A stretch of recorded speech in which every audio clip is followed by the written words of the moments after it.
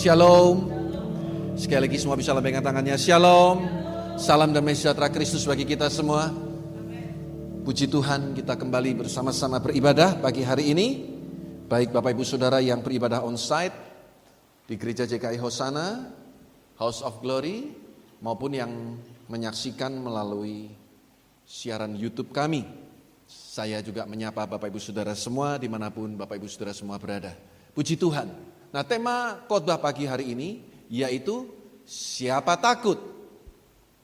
Siapa takut?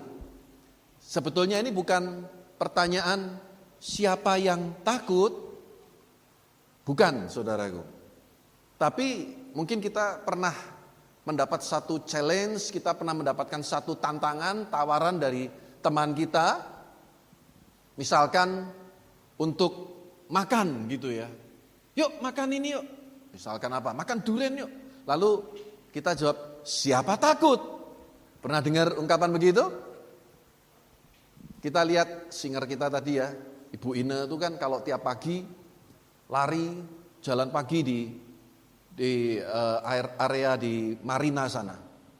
Lalu satu kali Anda kepingin ikut. Lalu Anda bilang sama Cik Ine ya, Cik besok jalan pagi yuk.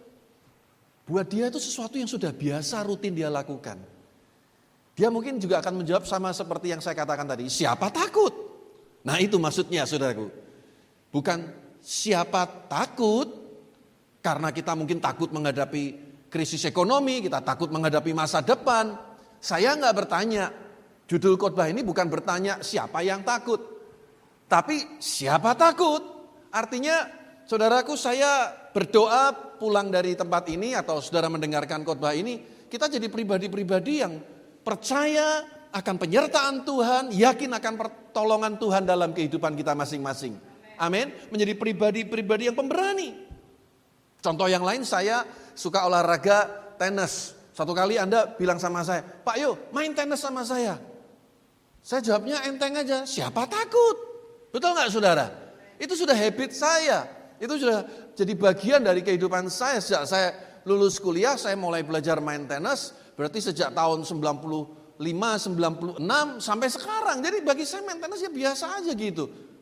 Bagi saudara mungkin perjuangan ya gimana mukulnya Pak? Tangannya bagaimana? Tapi bagi saya itu sudah sesuatu yang saya lakukan seminggu 2 kali.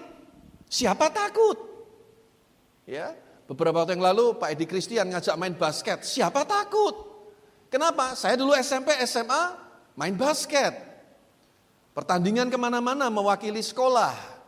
Jadi bagi saya main basket bukan sesuatu yang asing, bukan sesuatu yang menakutkan bagi saya.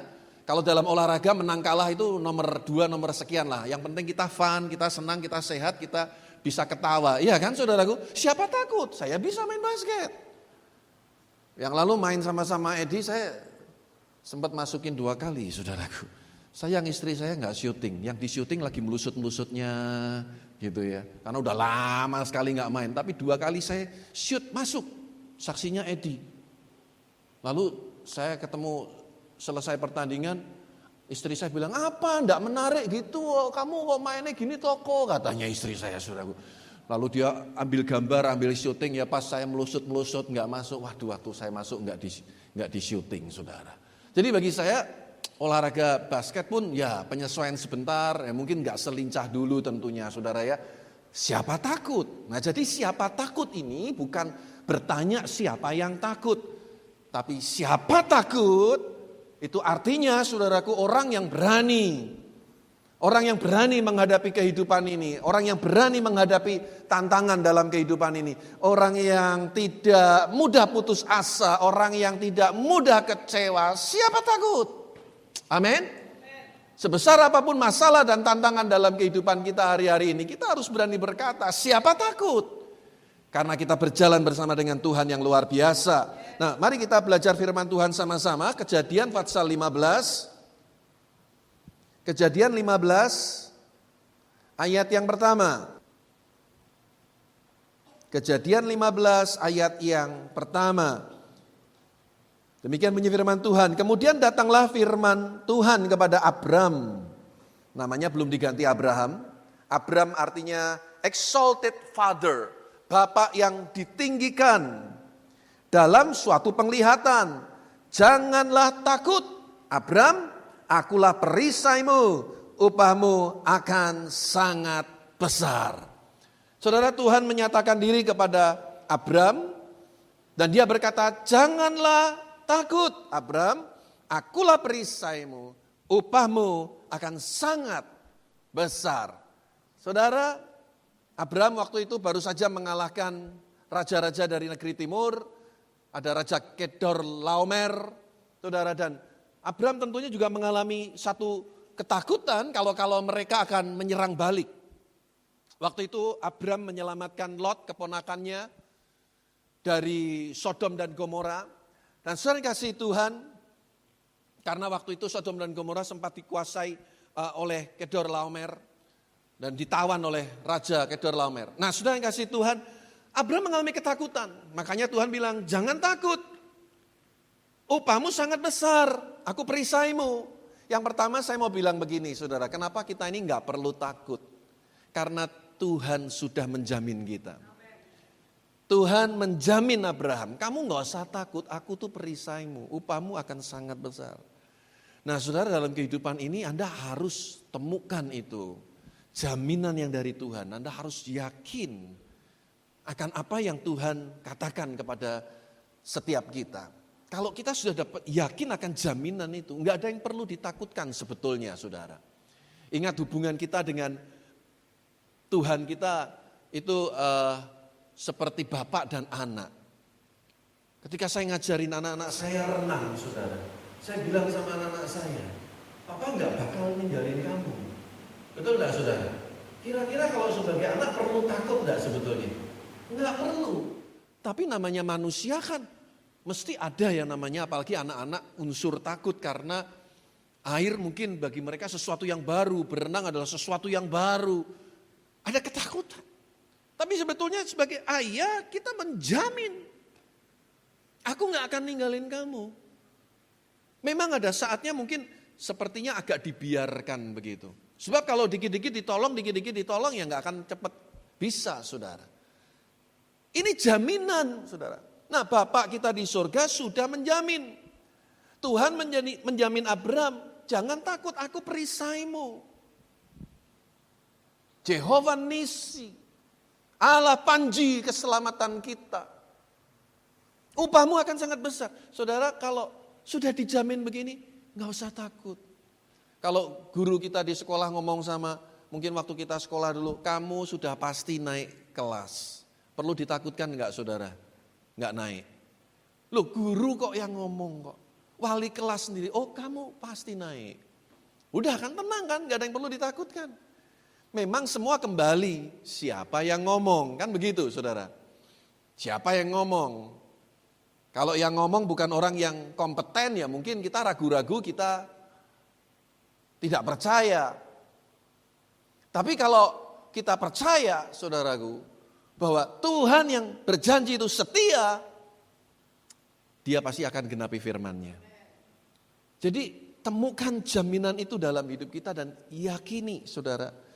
Dan kemudian dikatakan di ayat yang kelima, waktu itu Abram juga punya ketakutan soal keturunan. Dia sempat berkata, wah nanti bujangku yang akan mewarisi semua harta kekayaanku dan lain sebagainya.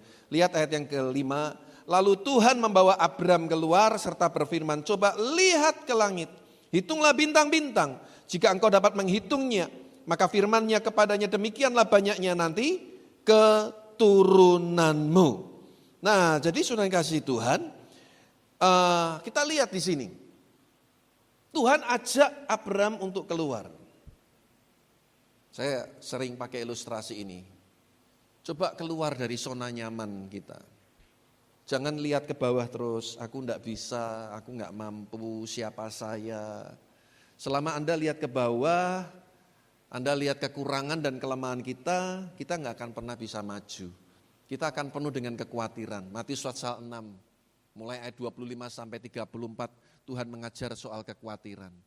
Cari perkara-perkara yang di atas. Carilah dahulu kerajaan Allah dan kebenarannya, maka semuanya akan ditambahkan kepadamu. Pandanglah burung di udara, katanya.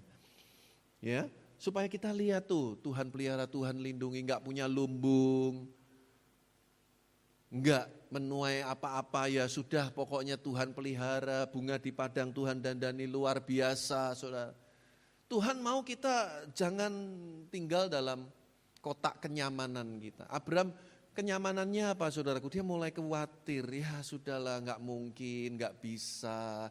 Kadang itu bisa menjadi satu zona nyaman bagi kita dengan segala kelemahan-kelemahan kita sendiri. Saudara, ada satu kutipan yang bagus sekali. Dikatakan kalau kita tidak bisa mengubah keadaan di sekitar kita, kita harus mengubah diri kita sendiri. Ya, when we are no longer able to change a situation, ketika kita nggak sanggup lagi mengubah situasinya, kita ini ditantang untuk merubah diri sendiri dulu. Perspektif kita, cara pandang kita, cara menilai segala sesuatu, itulah yang akan menolong kita melewati setiap situasi dan masalah-masalah dalam kehidupan ini. Setuju Bapak Ibu Saudara? Ketika cara pandang kita berubah, saudaraku, pelan atau cepat, pasti keadaan di sekitar juga akan ikut berubah.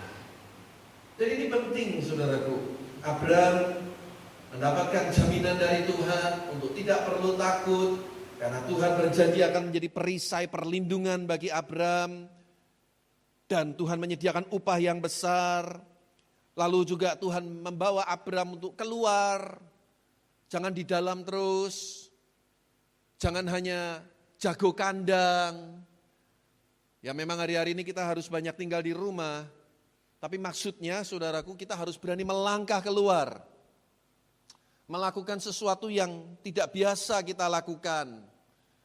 Dengan percaya akan penyertaan dan pertolongan Tuhan, tentunya dengan landasan firman, karena Tuhan yang suruh, Tuhan yang perintahkan.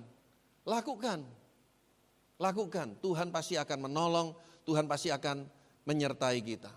Lihat tuh bintang-bintang di langit, kalau kamu bisa hitung ya sebanyak itu keturunanmu, katanya saudara.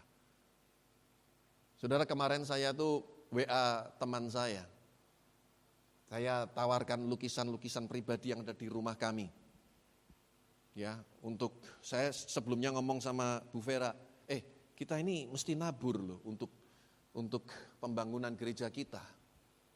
Gimana nih kita belum nabur nih? Waduh, iya ya. Saya ini terus berdoa, Tuhan kalau boleh mobilnya jangan dijual Tuhan.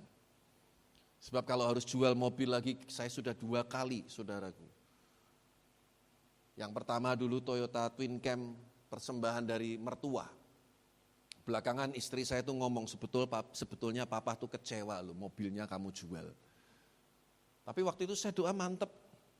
Saya tuh selalu berpikir begini, jangan cuma nyuruh orang, tapi kita sendiri gak melakukan, apalagi kita hamba Tuhan. Iya ya, lah tapi apa, uang gak seberapa, gak ada artinya. Ya udahlah mobil, lalu dapat berkat lagi dari Surabaya, Espas. Kalau Anda ingat dulu, saya beberapa kali punya mobil Espas, salah satunya, saya sempat punya 2, salah satunya persembahan dari orang Surabaya. Nah waktu gereja ini di sini bangun, suara itu muncul lagi. Ya itu kan berkat Tuhan. Ya kalau memang lagi diperlukan jual, ya jual lagi saudaraku. Nah kali ini saya tuh berdoa, Tuhan kalau boleh Tuhan, jangan Tuhan. Ya, saudaraku, saya kemarin coba apalah yang bisa gitu ya kita lakukan. Saya punya beberapa koleksi lukisan.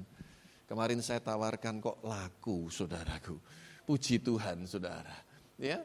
Jadi kalau kita itu ada kemauan, Tuhan pasti akan buka jalan. Gimana caranya kadang kita nggak tahu saudara. Nah itulah sebabnya saudara, kita perlu belajar dari kisah Abraham ini. Lihat ayat yang ke-6. Lihat ayat yang ke-6. Lalu apa saudara? Percayalah Abraham kepada Tuhan. Maka Tuhan memperhitungkan hal itu kepadanya sebagai kebenaran. Jadi saudara harus punya satu respon yang benar.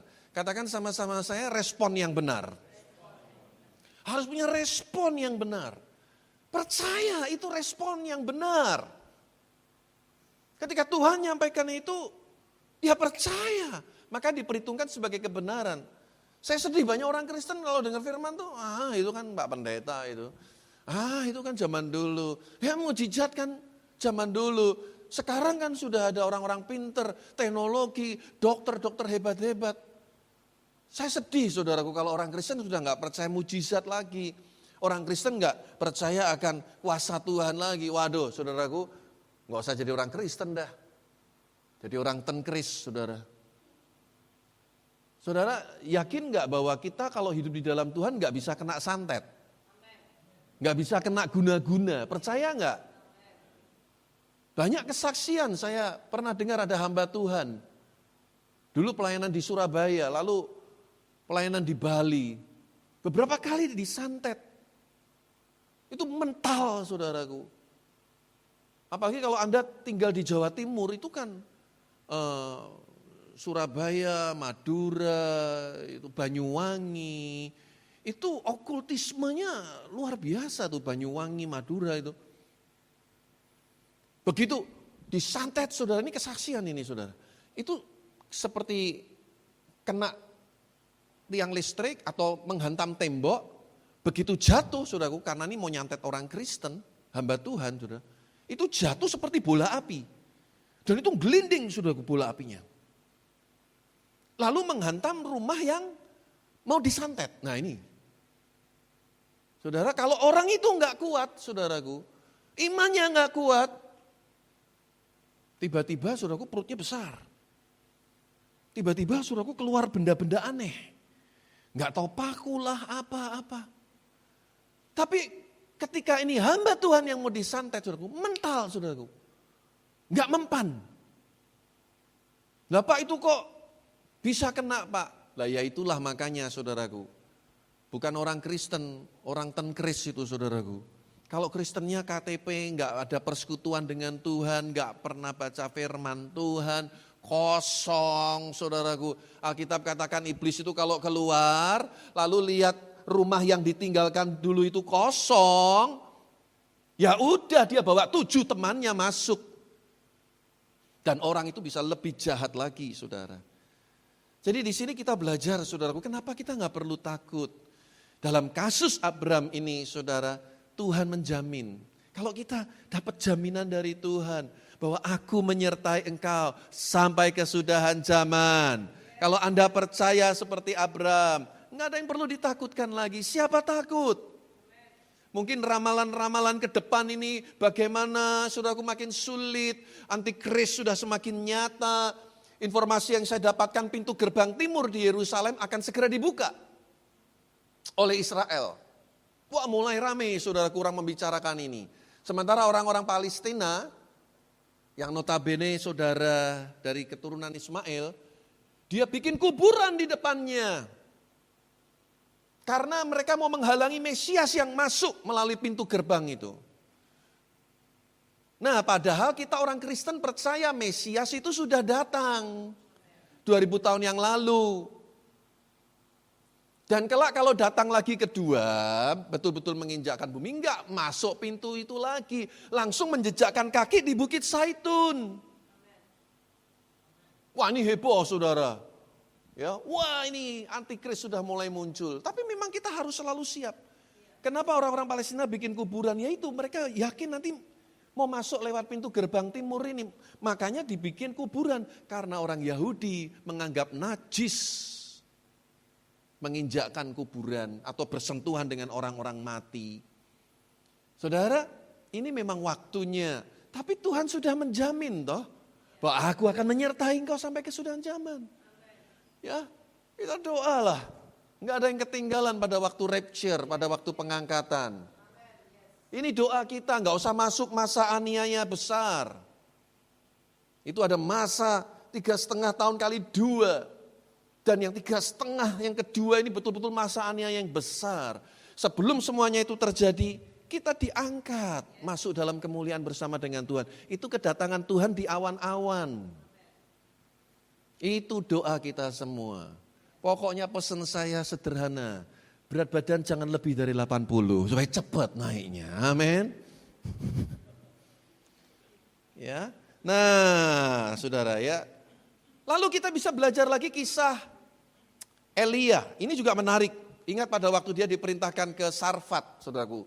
Tuhan perintahkan ke Sarfat karena di sana ada janda Sarfat yang akan pelihara Elia di masa-masa kekeringan. Coba lihat 1 Raja-Raja 17 ayat 13.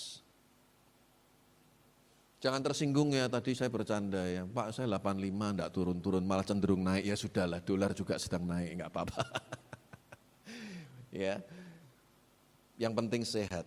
1 Raja-Raja 17 ayat 13, yuk baca sama-sama, 2, 3. Tetapi Elia berkata kepadanya, janganlah takut, pulanglah, buatlah seperti yang kau katakan. Tetapi buatlah lebih dahulu bagiku sepotong roti bundar kecil daripadanya, dan bawalah kepadaku. Kemudian barulah kau buat bagimu dan bagi anakmu. Ingat cerita ini bagaimana ketika Elia minta roti, minta minum, si janda ini bilang, ya saya ini cuma punya segenggam tepung dalam tempayan, sedikit minyak dalam buli-buli, kami akan buat aku untuk anakku, setelah itu kami mati. Tapi Elia bilang, lakukan dulu, buat dulu bagiku dan bagimu. Lakukan, percaya, jangan takut. Saudara, kalau kita melangkah percaya, Tuhan pasti bertanggung jawab dengan firman-Nya. Kalau Tuhan yang perintahkan, Dia pasti genapi, saudaraku. Kesalahan kita seringkali kita ini semau kita sendiri. Kita nggak mau dengar-dengaran suara Tuhan. Apa yang Tuhan mau untuk kita lakukan. Tapi janda di Sarfat ini luar biasa, dia dengar firman Tuhan, dia mau melakukan. Dan betul-betul itu tepung dan minyak tidak habis sampai masa kekeringan. Dan firman Tuhan digenapi, yang menabur akan menuai, yang memberi kemurahan akan terima kemurahan dari Tuhan. Saya ini sempat terheran-heran saudaraku dengan Oma Erni. Oma Erni itu mamahnya Ci Ine ini, Ibu Ine ini. Ya, 3 kali menang kuis doa malam, saudara. Yang ngikutin kuis doa malam, jangan jengkel ya. Oma iki meneh sing menang. Dan dia tuh kalau jawab, enggak seperti kita ya, di texting di live chat YouTube atau Instagram, enggak, dia mesti telepon. Makanya saya tuh kadang lagi mau jawab itu ada mau membaca gitu ya. Oma Erni telepon dulu. Pak Yohanes, jawabannya WR Supratman. Jawabannya Jepara kemarin, saudara. Mesti saudaraku dia telepon. Saudara, terus saya itu dikasih tahu sama Bu Vera, diingetin, kamu tahu nggak kenapa Oma Erni kok menang terus? Yang pertama, waktu hadiahnya angpau 100.000. Oma bilang apa? Pak, kembalikan ke gereja. Masukkan aja ke kas gereja. Luar biasa enggak saudara? Padahal Oma ini udah enggak kerja. Menang lagi yang kedua. Pak, rotinya kirim ke siapa gitu. Salah satu anaknya kalau enggak salah. Ini langsung angkat tangan. Saya mau nyebut nama takut, waduh rahasia dong Pak. Ngisin-ngisin itu Pak, aku atau ngei mamiku. Enggak lah saudara ya. Coba bayangin. Bukan untuk dirinya sendiri. Kasih ke anaknya. Kali ketiga kemarin menang. Saya ngomong sama istri saya. Kita kirim ke rumahnya. Saudara, makanya saya percaya firman Tuhan itu ya dan amin. Tidak akan pernah kekurangan orang-orang yang setia melakukan firman Tuhan. Tuhan tidak akan mempermalukan orang-orang yang berharap kepada Tuhan. Bersandar dan berserah percaya kepada Tuhan. Dialah perisai kita, pertolongan kita. Gunung batu keluputan kita. Kesulitan apapun yang ada di hadapan kita. Pembelaan kita itu datang dari Allah yang menciptakan langit dan bumi.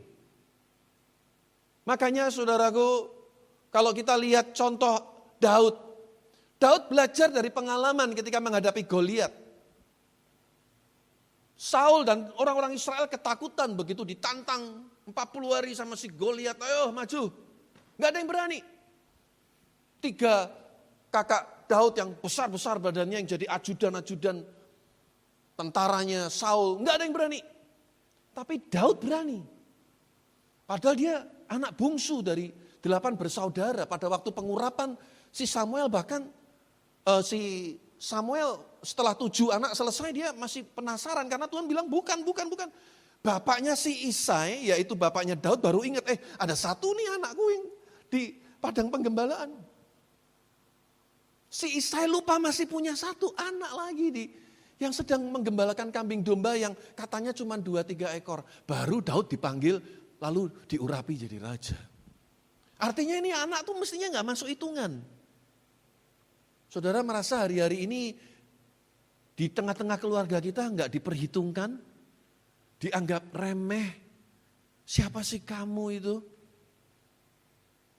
Sekolah gak pinter cari uang. Mungkin hari-hari ini mungkin ada di antara kita yang merasa direndahkan, diremehkan. Tapi ingat kalau Tuhan yang sudah pilih, gak ada seorang pun yang bisa menghalangi. Kalau Tuhan sudah mengangkat, tidak ada seorang pun bisa merendahkan. Kalau Anda sabar, Anda rendah hati, Anda tetap mau setia dengan Tuhan. Kelak mata orang akan dicelikkan. Tuhan bisa pakai orang bodoh mempermalukan orang yang pintar. Tuhan bisa pakai orang yang menurut dunia miskin, memperkaya banyak orang. Jadi berkat bagi banyak orang. Lalu Daud bilang apa? Singkat cerita aja, saya rangkum aja, saya yakin cerita ini Bapak Ibu Saudara sudah tahu. Dulu ketika aku menggembalakan kambing domba ayahku, kalau datang singa, datang beruang dan serigala, aku hadapi, aku tangkap janggutnya, aku bunuh mereka. Artinya apa sih saudaraku? Daud itu belajar dari pengalaman masa lalunya. Jadi ketika sekarang harus menghadapi Goliat, bagi dia namanya hidup bagaikan telur di ujung tanduk, itu sudah berkali-kali. Jadi dia nggak kaget menghadapi itu saudaraku. Minggu lalu kita belajar jangan menoleh ke belakang, betul. Kalau Anda menoleh ke belakang dan selalu menyesal, dan tidak pernah mau belajar, betul-betul sia-sia dan menoleh ke belakang untuk menyombongkan diri. Waduh, dulu kekayaanku, dulu. Betul, percuma. Tapi biarlah kita belajar dari pengalaman hidup masa lalu, supaya kita menjadi orang-orang yang berhikmat, jadi orang yang bijaksana. Setuju Bapak Ibu Saudara? Kadang tuh kan, saya kalau mengkonseling orang tuh kadang, ya kita selalu ngomong, udah jangan diingat-ingat. Saudara, pengalaman masa lalu apalagi mungkin yang traumatis, nggak mungkin kita bisa lupa. Tapi jangan diingat-ingat. Setuju Bapak Ibu Saudara? Kadang kan kita keceplosan ngomong, lupakan saja. Kita ngomong gampang, tapi yang ngalami nggak mungkin lupa. Itu sudah di alam bawah sadar sudah ya. Tapi jangan diingat-ingat. Jangan diungkit-ungkit lagi, jangan dibicarain lagi. Yang sudah berlalu ya sudah, jadi pengalaman, pembelajaran buat kita. Supaya kita next ke depan bisa lebih baik. Salah satu contoh pengalaman masa lalu yang ini sekali lagi menjadi pembelajaran. Ketika dulu kami menawar sebidang tanah di samping gereja yang ada di Pederesan, saudara. Cuman kurang 75 juta. Saya mikir-mikir kelamaan, dengerin omongan orang macam-macam, jadi takut saya saudaraku. Akhirnya kita nggak ambil, mestinya cuma kurang 75 juta. Kalau itu dulu udah kebeli saudaraku, sekarang gereja kita lebarnya bisa 8 meter itu yang di Pederesan, sekarang masih 4 meter. Panjang hampir 20 lah, yang gedungnya aja. Sampai hari ini saudaraku bukan saya gimana, tapi itu pembelajaran. Betul-betul wah bener. Kita ini melangkah. Kalau Tuhan sudah berfirman maju. Amin saudaraku. Jangan tunggu semuanya disediakan dulu. Jangan tunggu semuanya tertata dulu. Kadang nggak akan bisa terlaksana. Apalagi dengerin omongan orang ini, omongan orang itu. Pusing saudaraku. Dengerin suara Tuhan. Memang Tuhan bisa bicara lewat teman-teman kita. Tuhan bisa bicara lewat alam semesta. Makanya kita harus peka, mengerti kehendak Tuhan. Dan melangkah dengan iman. Saya kalau mikir-mikir lagi, jadi sekali lagi bukan ini saya cerita masa lalu seperti kemarin melihat ke belakang, karena itu nggak mungkin sekali lagi saya lupakan, tapi ini pengalaman yang benar-benar, yes Lord, luar biasa. Awal-awal menikah sama Bu Vera, bagaimana kami hidup saudaraku. Mungkin kalau saya mikir-mikir sekarang, gak berani saya menikah, saudaraku. Tapi ketika kami jalani hidup ini, saudaraku, saya bilang bisa juga ya. Bisa bukan karena saya bisa karena Tuhan menyertai saya. 22 tahun kami mengarungi hidup rumah tangga. Oleh sebab itu saya mau simpulkan, saudaraku, mengapa kita tidak perlu takut. Yang pertama, ingat, roh di dalam diri kita lebih besar dari segala macam roh yang ada di dunia ini. Yang setuju katakan amin, saudara. Ayatnya ada di 1 Yohanes 4 ayat 4b. Lalu saudaraku, yang kedua saya mau katakan ada malaikat di sorga yang menjaga kita. Bapak Ibu Saudara percaya ada malaikat-malaikat Tuhan yang menyertai kita? Mazmur 34 ayat yang ke-8 mungkin baik sekali untuk kita baca sama-sama. Mazmur 34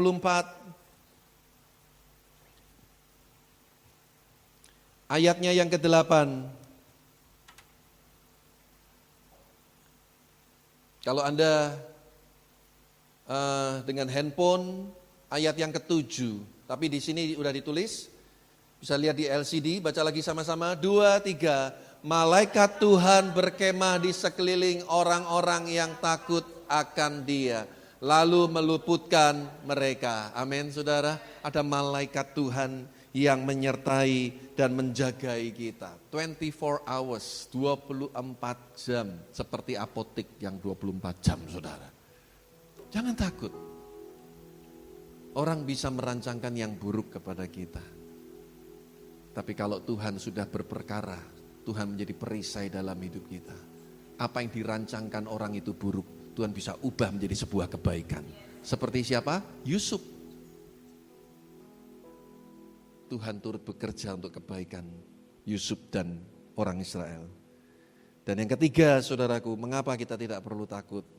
Ada kuasa dalam nama Yesus. Pakai itu senjata luar biasa. Ada yang masih takut sama genderuwo? Takut kegelapan, takut cerita-cerita begitu. Dalam nama Yesus gitu. Ketika kita menghadapi sesuatu yang membahayakan hidup kita, sebut itu dalam nama Yesus. Ada kuasa di dalam nama Yesus. Kisah Para Rasul 2 ayat 38. Kisah Para Rasul 2 ayat 38. Jawab Petrus kepada mereka, bertobatlah dan hendaklah kamu masing-masing memberi dirimu dibaptis dalam nama Yesus Kristus untuk pengampunan dosamu, maka kamu akan menerima karunia Roh Kudus. Nih, dibaptis dalam nama Yesus Kristus untuk pengampunan dosa. Dosa aja Tuhan bisa ampuni, apalagi soal kehidupan sehari-hari. Tuhan pasti bisa menolong kita. Kisah Para Rasul 3 ayat 16. Kisah 3 ayat 16. Dan karena kepercayaan dalam apa? Nama Yesus, maka nama itu telah menguatkan orang yang kamu lihat dan kamu kenal ini. Dan kepercayaan itu telah memberi apa? Kesembuhan kepada orang ini di depan kamu semua. Ini ceritanya Petrus dan Yohanes menyembuhkan orang yang lumpuh sejak lahir di pintu gerbang indah mau masuk bait Allah. Heboh, rame karena orang itu lumpuh sejak lahir. Petrus dengan kuasa nama Yesus bersama Rasul Yohanes membangkitkan orang itu, menyembuhkan orang itu. Bukan karena Petrus dan Yohanes yang hebat, tapi ada kuasa di dalam nama Tuhan Yesus. Mari kita beri kemuliaan bagi nama di atas segala nama Tuhan kita Yesus Kristus. Pakai nama itu. Kalau lihat dompet, waduh, Tuhan ini gimana ya Tuhan? Doa sambil pegang dalam nama Yesus. Tanggal boleh tanggal tua, semangat selalu muda. Amin. Tuhan pasti sediakan apa yang aku butuhkan. Gitu saudara. Dalam nama Yesus, hadepin semuanya. Setiap tantangan kesulitan yang ada di depan kita. Yesaya 41 ayat yang ke-10 katakan, jangan takut, Itu kalau bahasa Inggrisnya bagus, saudaraku. Don't panic. Jangan panik. Ya, Tuhan menyertai, Tuhan memegang tangan kita dengan tangan yang membawa kemenangan. Ya, I am with you. Aku bersamamu. Wow, itu lebih daripada cukup. Kebersamaan Tuhan dalam hidup kita, itu yang akan membuat kita menang atas setiap tantangan dalam hidup ini. Amin. Hatiku tenang,